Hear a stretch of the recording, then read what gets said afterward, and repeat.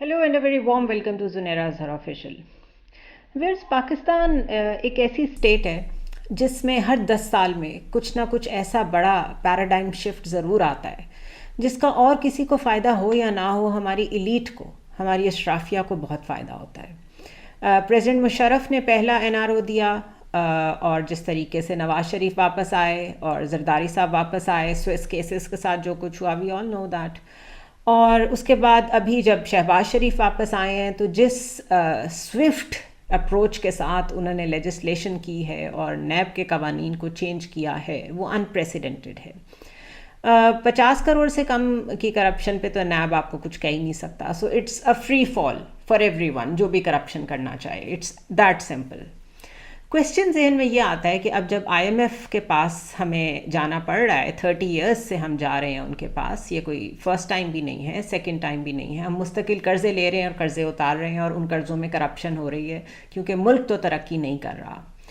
और इस करप्शन के साथ अगर आईएमएफ को भी ये कहना पड़ गया है कि आप जो हमारे साथ अब डील साइन कर रहे हैं, जो कि रिव्यू हो रही है इस दफ़ा, बातचीत जिस पे हो रही है, उसमें आपके ब्यूरोक्रेट्स अपने एसेट्स डिक्लेयर करेंगे। गो कि अभी उन्होंने बाकी पब्लिक सर्वेंट्स का नाम नहीं लिया, लेकिन जो हमारी ट्रजेक्ट्री है, ट्रांसपेरेंसी इंटरनेशनल के मुताबिक मोस्ट करप्ट कंट्रीज़ में पाकिस्तान आता है और हम क्रेडिटर्स पे डिपेंडेंट हैं अपनी मईशत चलाने के लिए। तो क्या कभी कोई ऐसा वक्त भी आ सकता है कि फिर हमारे मुल्क में अकाउंटेबिलिटी फैटफ के कहने पे हो रही हो, आईएमएफ के कहने पे हो रही हो, क्योंकि ना तो हमारा जुडिशल सिस्टम उसमें कोई सीरियस नज़र आता है और ना ही हमारी जो अशराफिया है वो चाहती है कि ऐसा कुछ हो। तो नैब क्यों फेल हुआ? हम खुद अपने सिस्टम में अपने मुल्क के लिए अकाउंटेबिलिटी करने में क्यों फेल हुए और हमने कहाँ फॉल्टर किया? नैब जब बना था तो चाइनीज़ ने उसकी बड़ी तारीफ़ की थी और उस मॉडल को अडॉप्ट भी किया और उसी मॉडल पे चलते चलते उन्होंने अपनी इकॉनमी कहाँ से कहाँ पहुँचा ली। हम क्यों फेल हुए? मेरा तारुफ़ है ब्रिगेडियर रिटायर्ड फ़ारूक हमीद से और मेरे अक्सर प्रोग्राम्स में ये आते रहे हैं मेन स्ट्रीम मीडिया पे। बट आज मैंने इनको स्पेसिफिकली रिक्वेस्ट किया है कि मुझसे ये नैब पे बात करें, बिकॉज ये एक्स डायरेक्टर हैं नैब पंजाब के फ्रॉम 2007 टू 2009 और उन डेलीगेशंस का भी हिस्सा रहे हैं जो जाके चाइना में इस मॉडल को, नैब के मॉडल को लोगों के सामने प्रेजेंट करके, उनकी गवर्नमेंट ऑफिशियल्स के सामने प्रेजेंट करके वहाँ पे इसे इंट्रोड्यूस करा के आए। तो लेट्स लिसन फ्रॉम हिम कि व्हाट ही हैज़ टू से कि नैब क्यों फेल हुआ एज अ इदारा, या अकाउंटेबिलिटी पाकिस्तान में इतनी मुश्किल आखिर क्यों है। Brigadier Farooq, I know you very well as a defence analyst and political commentator as well, लेकिन आज मैं आपकी स्पेशल एक्सपर्टीज चाहती हूँ ऑन अकाउंटेबिलिटी, क्योंकि आप नैब में काम कर चुके हैं और आपसे बेहतर उस टाइम को कोई नहीं जानता कि नैब किस इंटेंट के साथ शुरू हुई थी। और अकाउंटेबिलिटी का वैसे तो मुझे जिक्र नहीं करना चाहिए क्योंकि बिल्कुल उसको रोल बैक कर दिया इस गवर्नमेंट ने, लेकिन आईएमएफ ने दोबारा से अकाउंटेबिलिटी और ट्रांसपेरेंसी का जिक्र किया है। वो एसेट डिक्लेरेशन चाहते हैं फ्रॉम द ब्यूरोक्रेट्स जिन्होंने इन फंड्स को हैंडल करना होगा जब ये उनके पास जाएंगे, अगर हमें मिल जाते हैं तो where do you see Pakistan going with accountability? बिस्मिल्लाहिर्रहमानिर्रहीम। बहुत शुक्रिया ज़ुहैर साहिबा, thank you very much for inviting me to your programme. Few years ago I remember जब आप टेलीविजन लॉन्च हुआ था तो उसमें आपके साथ मैंने कुछ प्रोग्राम किए थे। एब्सोल्युटली। लेकिन थैंक यू वेरी मच। देखिए, बात यह है कि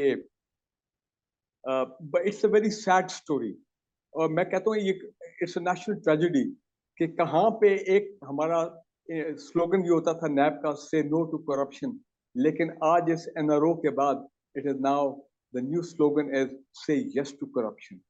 और अब तो नैब को बंद करने की बात की जा रही है। What I am trying to say is कि इस एनआरओ के इस लेजिस्लेशन के बाद जो कि मुल्जिमान, जो कि नैब के मुल्जिमान जिनके ऊपर मेगा करप्शन केसेस हर किस्म के चल रहे थे, ठीक है जी, वो कामयाब हो गए।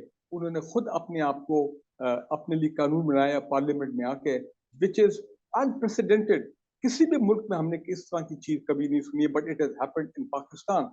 और उन्होंने अपने केसेस अब आप देख रहे हैं, रोज सुनते, अब तो हमने सुनना भी छोड़ दिया है कि इनकी कोई इनको सुनने के भी हमने वक्त जाया करने वाली बात है।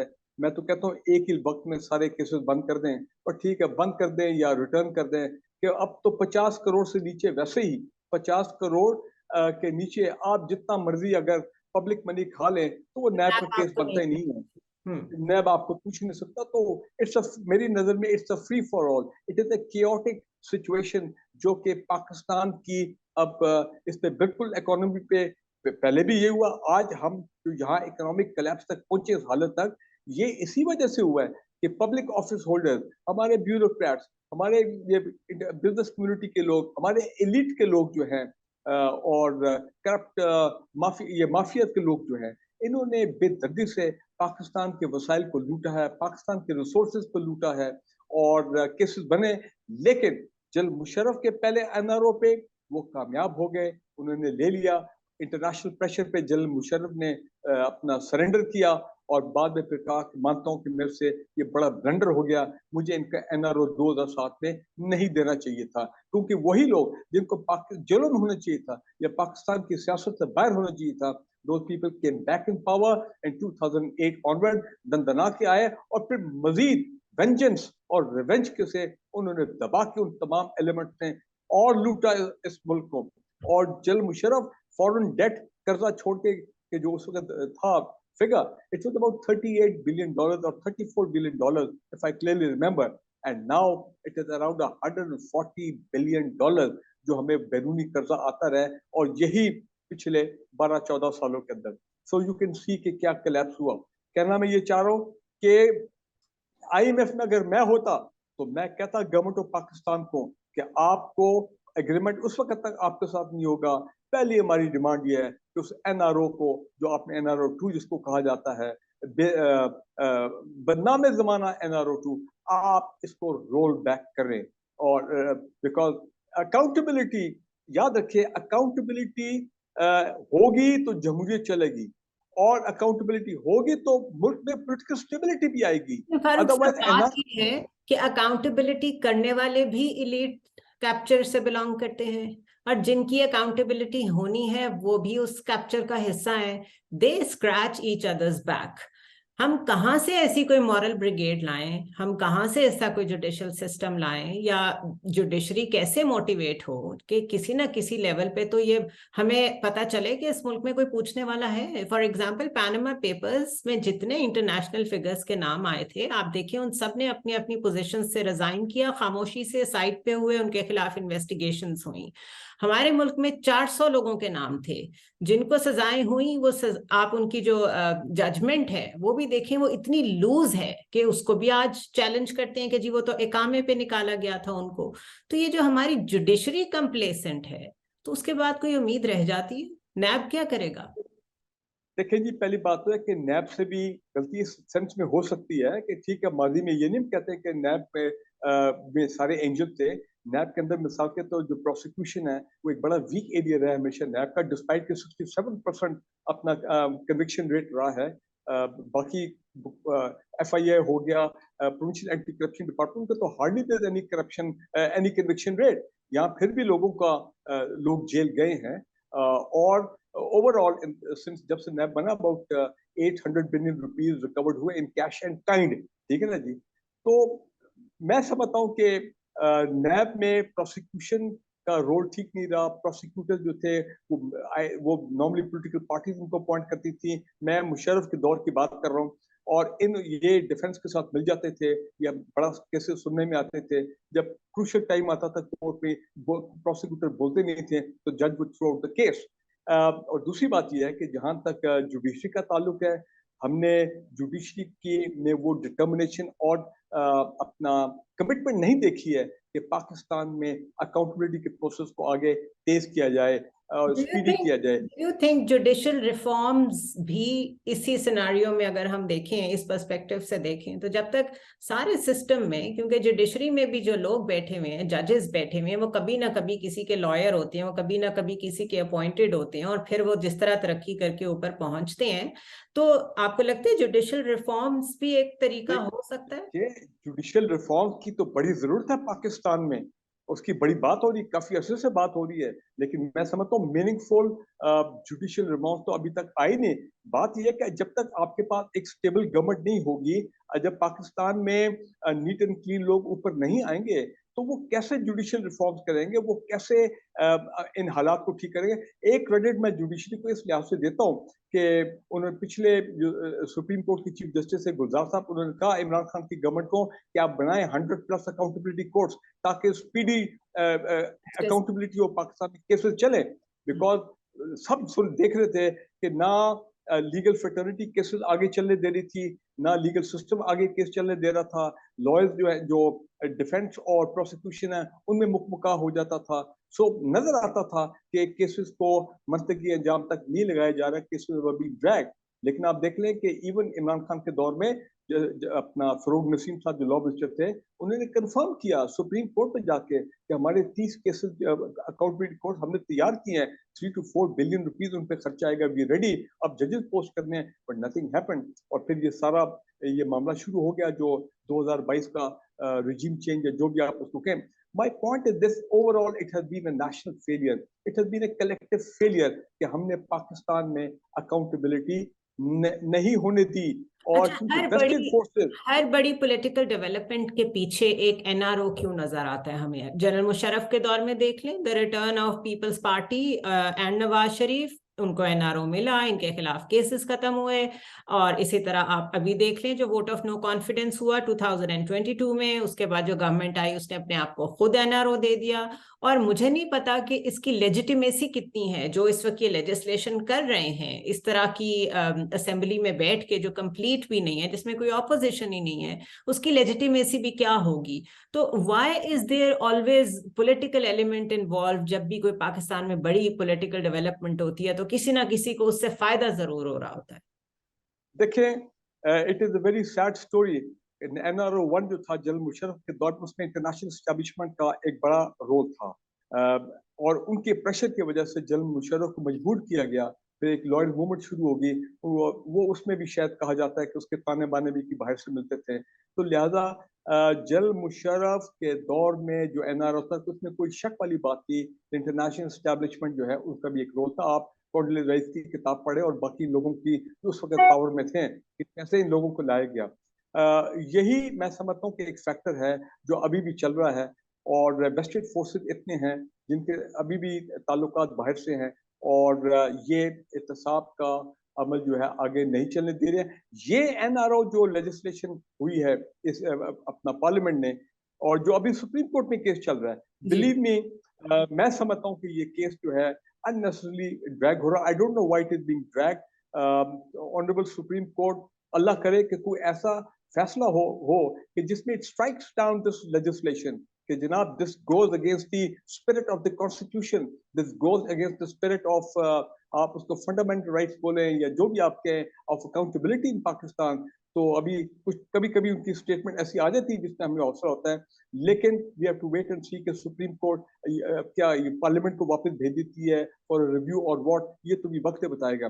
बट एक बात तो क्लियर है सामने कि पाकिस्तान की करप्ट अशराफिया, पाकिस्तान की करप्ट माफिया, जो पाकिस्तान के हर स्फीयर ऑफ एक्टिविटी में, लाइफ में वो बैठे हुए हैं, उन्होंने एनआरओ 1 और एनआरओ 2 लिया। उन्होंने रियासत पाकिस्तान को शिकस्त दी, उन्होंने रियासत के अकाउंटेबिलिटी सिस्टम को शिकस्त दी। तो मैं तो समझता हूँ कि जो अरबों रुपए हमने नैब पे खर्च किए पिछले 20-22 साल में, केसेस बनाए, ठीक है उन्होंने 800 अरब रिकवर किए इन कैश इन टाइम, ठीक है उनका 67% कमीशन रेट था, ठीक है पब्लिक स्कैम में उन्होंने बहुत लोगों को रिलीफ किया जो लोग चीट हुए थे, पब्लिक एंड लार्ज वाले केसेस। लेकिन मैं समझता हूँ कि अभी थर्ड टाइम जो है हमें एक चांस नहीं लेना चाहिए। अगर आज ये एनआरओ का legislation supreme court strike down भी कर देता है कुछ अरसे बाद, तो मैं समझता हूँ, और नैब को की रिवाइटलाइजेशन हो जाती है, even if you have an independent chairman NAB, ये mafia forces will defeat the state of Pakistan for the third time. तो ये तो हल मुझे तो अभी आप इकोनॉमी को देख लें, आप इकोनॉमी को देख लें, एक डॉलर माफिया है, एक पेट्रोल माफिया है, एक आटा गंदुम माफिया है, हर सेक्टर में माफियाज बैठे हुए हैं। डू यू थिंक हम यहाँ पे कोई भी मॉडल ले आए, चाइनीज मॉडल ले आए, आप सऊदी मॉडल की भी अक्सर बात करते हैं, उसको भी ले आए, लेकिन in the presence of so many cartels, इस तरह का कोई भी मॉडल पाकिस्तान में कामयाब हो सकता है? देखिए, पहली बात तो यह है कि पाकिस्तानी मॉडल जो टिपिकल ये नैब और प्रोविंशियल एंटी करप्शन एस्टेब्लिशमेंट पे बना हुआ, ये तो मॉडल फेल होगी। और नजर आ रहा साहब, it is failed not one, it is failed twice. बिल्कुल, जब हम चाइना गए थे डेलीगेशन में नैब के साथ 2008 में, फर्स्ट टाइम उन्होंने हमें बुलाया था कि जी हम आपकी जो कारकर्दगी से बहुत इम्प्रेस है और हम चाइना में भी इदारा बनाना चाहते हैं, तो we thought we want to, हम आपसे कुछ सीखें कि आपने ये क्या किया था। बड़े बड़े केसेस रिजॉल्व हुए थे जल मुशर्रफ के दौर में। तो मैंने उनसे पूछा, उनके मिनिस्टर ऑफ जस्टिस से खातून थी, मैंने कहा जी आपका सक्सेस का क्या तरीका, क्या है, वजह क्या है, तो what is the secret of your success कि आपकी इकोनॉमी 7-8% तक तो नॉर्मली रहती है। और उन्होंने कहा जी हम एक बात है, हम डेथ सेंटेंस देते थे, हम केसेस को लटकाते नहीं हैं, हम जीरो जल्द उनकी ट्रायल करते हैं टॉलरेंस। जी, और हम डेथ सेंटेंस दे देते हैं। जितने ऐसे अपना कॉर्पोरेशन के हेड हो गए, पब्लिक सेक्टर ऑर्गेनाइजेशन के हेड हो गए, इवन जो चाइनीज कम्युनिस्ट पार्टी के जो लोग हैं, जहां जहाँ की अगर उन्होंने करप्शन की है तो उनको तो हम एक्सिक्यूट करते थे, गोली मार देते हैं। तो ये एक डिटरेंस है उनकी, जिसकी वजह से हालात वहां पे बिल्कुल कंट्रोल में है।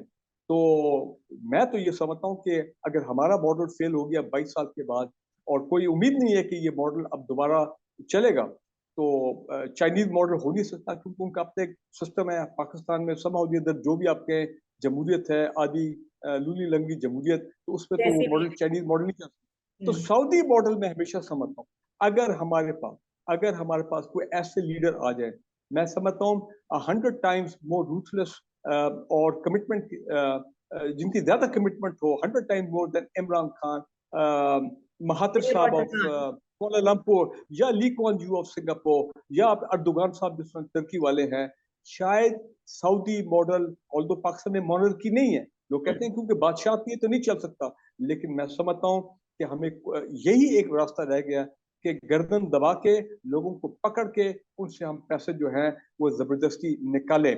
मैं ये समझता हूँ जल मुशर्रफ के जो पहले 3 साल थे, जब तक ये क्यू लीग नहीं बनी थी और कॉम्प्रोमाइजेस, पोलिटिकल कॉम्प्रोमाइजेस शुरू नहीं हुए थे, इंजीनियरिंग में तो जब तक नैब इन्वॉल्व नहीं हुई थी। जी उसकी मैं आपको एग्जांपल भी एक दे देता हूँ, जो हमारे दौर में हुआ था। तो वो पहले 3 साल में जब जनरल अमजद थे चेयरमैन नैब, एक ईमानदार स्ट्रेट आदमी था, तो उनके दौर में जब शुरू में नैब में, तो वह यहाँ पे तो उस वक्त तो जितने लोन ईटर्स, ये अपना कर्जे माफ जिन लोगों ने कराए, कर्जे खा गए अरबों में, कुछ आज भी शायद गवर्नमेंट में होंगे, कुछ आज भी शायद पार्लियामेंट में बैठे होंगे, तो वो उनसे पैसा दबा के जो है वो जबरदस्ती पैसा निकाला गया था। तो मैं अभी भी समझता हूँ कि that is the way we can do. अब मैं आपको एग्जांपल दे रहा था फारूक कि साहब, जल देखिए मुशर्रफ के दौर फारूक में एक दो फारूक साहब, केसेस कहीं ना कहीं याद नैब है नैब भी कॉम्प्रोमाइज्ड हुई ना, आप, कहीं ना कहीं। कार्टेल की बात की, sugar mafia, sugar mafia is very strong, every mafia is very strong. Would chairman NAB ने, जल शाहिद अजीज ने, ही वाज स्टॉप्ड पर जल मुशर्रफ, जनाब आपने इनके खिलाफ, शौकत अजीज ने कहा हम कॉम्प्रोमाइज हुई, अब शुगर कार्टल के खिलाफ शौकत अजीज साहब ने एक्शन नहीं लेने दिया चेयरमैन नैब को, और कहा कि जी हमारी गवर्नमेंट चली जाएगी अगर आपने शुगर माफिया को हाथ लगाया है। तो आपने तो 5-8 माफिया का आपने नाम दिया। मैं कहता हूँ हर सेक्टर में माफिया है। आपने इनके खिलाफ, इमरान खान ने कमीशन बनाए, आटा कमीशन, तो फलां शुगर कमीशन, एक बंदा भी जेल गया, एक पैसा भी रिकवर हुआ। राइट। The बताइए, mafias are very strong in बताइए Pakistan. They आप rule बिल्कुल। this country. आप शिकस्त नहीं दे सकते। मैं फिर कह रहा हूँ एबीएस का मॉडल हो, उस किस्म का रूथलेस मॉडल हो, फिर आप पाकिस्तान में चोर डाकू को पकड़ सकते हैं, otherwise it is very very difficult. और उम्मीद अभी भी है कि सुप्रीम कोर्ट से कि शायद वो अपना ये मौजूद अगला जो ये मौजूदा एनआरओ जो दिया गया है, एनआरओ 2, इसको शायद वो स्ट्राइक डाउन कर दे, but still we have to doable, wait and see for that. Still मैं डूएबल। तो यही कहूंगा, इस वक्त तो टोटल नाउमीदी है। और याद रखें, एक चीज याद रखें, अगर हमने पाकिस्तान में एहतसाब का प्रोसेस को बिल्कुल खो दिया, आप तो देखें ना, 50 करोड़ से 1 रुपया भी कम हो तो नैब उसको, उसका नैब के पास वो केस नहीं यस, जा सकते। इसका मतलब यह है it is a free fall all situation, जो मर्जी आप खाएं, 20 crore, 30 crore, 40 crore, which is lot of money, आपको पूछने वाला कोई नहीं होगा। और फारूक साहब, टू सम आपकी इट अप, जमहूरियत नहीं चल सकती जब तक एहतसाब ना हो। टू सम इट अप, जी मैंने क्योंकि आईएमएफ से बात शुरू की थी, तो वो मैंने इसलिए शुरू की थी कि मुझे आहिस्ता आहिस्ता हालात इस डायरेक्शन में जाते हुए नजर आ रहे हैं कि बहुत सारे काम हमें इंटरनेशनल ऑब्लिगेशंस की वजह से करने पड़ जाएंगे, वरना हम तो करना नहीं चाहते, जिसमें से करप्शन एक है। आपको लगता है कि जिस तरह अब उन्होंने इवेंचुअली हमारी पॉलिटिकल इंस्टेबिलिटी को देखते हुए ये फैसला किया है कि अभी जो भी नया प्रोग्राम आ रहा है या जो नाइन्थ रिव्यू है, उस पे उन्होंने कहा है आप अपनी ऑपोजिशन पार्टीज के भी सिग्नेचर्स लें ताकि आप बार बार इसको डिरेल ना करें। साथ साथ उन्होंने कह दिया ब्यूरोक्रेट्स भी अपने एसेट्स डिक्लेयर करेंगे। डू यू थिंक कि शायद हमें फैटफ की वजह से या आईएमएफ की वजह से कभी ना कभी एक ट्रांसपेरेंट कंट्री बनना पड़ेगा, सिर्फ यही एक तरीका रह गया है? देखिए जी, हमने 2003 में United Nation convention against corruption sign किया था। उस वक्त की पार्लियामेंट जो थी वो जनरल मुशर्रफ की दौर में एक्चुअली की गवर्नमेंट जो थी, उन्होंने बकायदा पार्लियामेंट ने रेटिफाई किया था। सो हम पे लाजम है, it is an international obligation. ये कोई हम अपने खुद नहीं कर रहे हैं, ये इंटरनेशनल रिक्वायरमेंट है यूनाइटेड नेशंस की कि हमने एहतसाब का प्रोसेस चलाना है। हमारे पास एक बड़ा इदारा होना चाहिए, मेन इसको कहते हैं एपेक्स इदारा। तभी तो नैब जो है वो हमारा एपेक्स इदारा एहतसाब और एंटी करप्शन का। अगर वो इदारा ही कोलैप्स कर गया तो फिर मैं तो कई दफा कहता हूँ कि बिल्कुल आई एग्री विद शायद खान वासी साहब कि इस इदारे को आप बंद करें। और हमें तो यूनाइटेड नेशन कन्वेंशन के करप्शन से कहना चाहिए भी हैंड्स अप, हम पाकिस्तान में एहतसाब नहीं कर सकते, जो आपने करना है, जो हमें पीनलाइज करना कर दें। सो मैं तो आई डोंट, मुझे तो कोई सिल्वर लाइनिंग नजर नहीं आ रही इस वक्त पाकिस्तान में। और याद रखें, अगर एहतसाब नहीं होगा, रूथलेस एहतसाब नहीं होगा, तो ये पाकिस्तान की मीशत नहीं चल सकती। हम यही कर्जे लेते रहेंगे, उन कर्जों को हमारी अशराफिया एलिट जो है वो खाती रहेगी। मैं और आप अवाम जो है वो गरीब होते रहेंगे, भूखे रहेंगे। एंड दिस इज, ये एलिट इसी तरह हमारे साथ करती रहेगी। और मैं आपको एक बात बता दूं कि एक सुप्रीम कोर्ट ने बड़ा अच्छा काम किया था 2013 में, इफ्तिखार चौधरी साहब के दौर में चीफ जस्टिस जो थे, उन्होंने एक रिटायर्ड जज, जस्टिस रिटायर्ड जमशेद अली का एक कमीशन बनाया था। और मैं उनको जाके मिला था लाहौर में कि जितने लोगों ने ये कर्जे खाए अरबों के हिसाब से, इनको पकड़ा जाए, इनकी इनकी पूरी डिटेल इनको अपना इन्वेस्टिगेट किया जाए। तो मैं जब उनको मिलने गया था लाहौर में, तो उन्होंने मुझे कहा ब्रिगेड साहब ये देखें, ये 10 लोहे के बड़े बड़े बक्से हैं, इनके अंदर वो सारा उन लोगों का रिकॉर्ड है जो कि अब हम सुप्रीम कोर्ट में भेज रहे हैं। ये 2013 की बात है, हम भेज रहे हैं क्योंकि कमीशन तो सुप्रीम कोर्ट ने बनाया था कि आगे फिर वो कार्रवाई करें। बिलीव मी जुनैरा साहबा, उसके बाद आज तक हमें नहीं पता लगा कि what happened to the Justice Jamshed Ali Commission report, और उनकी कितने लोग पकड़े गए। यहाँ कमीशन बन जाते हैं, कमेटियां बन जाती हैं, ठीक है ना जी। अब simple example, national austerity committee बनी है, गुड, चलो अच्छी बात है, प्राइम मिनिस्टर साहब ने बनाई। बट उनकी मेन कैबिनेट रिकमेंडेशन कैबिनेट में रोज लोग जी कि शामिल हो रहे हैं। कैबिनेट, जी कि कैबिनेट को कब करे 78 से 38, उन्होंने जनाब एक हफ्ते के अंदर 78 से 85 पे चले गए हैं कैबिनेट को। So rule of law, constitution, उसके बाद upholding the constitution, democracy can not be sustained without accountability. ये total collapse, system failure. I don't know वो कौन सा ऐसा लीडर आएगा जो कि पाकिस्तान में रूल ऑफ लॉ, अकाउंटेबिलिटी, सब चीजों को स्टैब्लिश करेगा। I I hope it happens in our life time, लेकिन मुझे ये चीज होते हुए नजर नहीं आ रही। So I always say yes to corruption. वो यही हमारे उसमें लिखा हुआ है हमारे मुस्तकबिल में। And sorry, that's the way it is.